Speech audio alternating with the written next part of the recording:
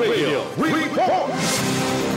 2026 budget mas dapat tutukan ng Kongreso. Ayon yan sa BSP Monetary Board member Jokno. Alamin natin ang balita niya mula kay kapartner Jason Rubrico. Telenovela itong nangyayari, di ba? Habang naghihiring-hiring na ganyan, sabi namin wala namang patutunguhan yan, di ba? Lalong nawawala ang kumpiyansa ng foreign investors.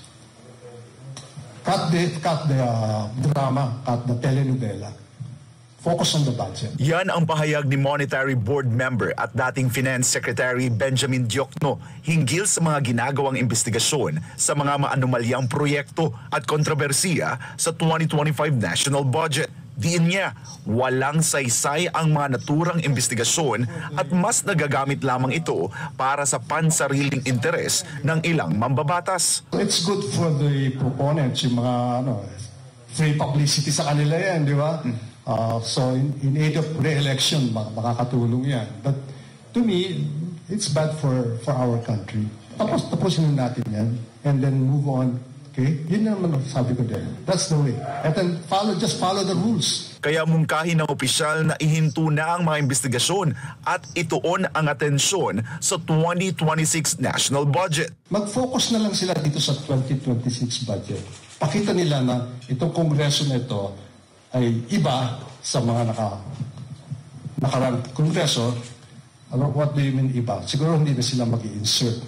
No more insertions. Giit pa ni Diokno, hindi na kailangan ng mga bagong batas dahil sapat na ang mga probisyon sa ilalim ng 1987 Constitution upang matiyak ang maayos na budget process at tamang paggamit ng pondo. There are enough laws, in fact most of them are constitutional provisions, that we don't need new laws to have an honest-to-goodness budget. Ipinresenta rin ni Diokno ang 10 rules para matiyak ang fiscal consolidation, responsibility at accountability kabilang ang pagrespeto sa proseso ng budget formulation ng Development Budget Coordination Committee, pag-honor ng foreign assisted projects, pagsasa publiko sa General Appropriations Bill ng Kamara at Senado, pagbibigay daan sa Senado na masuri ang gab ng Kamara, pagbubukas sa publiko ng Bicameral Conference Committee at paggamit ng Pangulo ng line item veto power.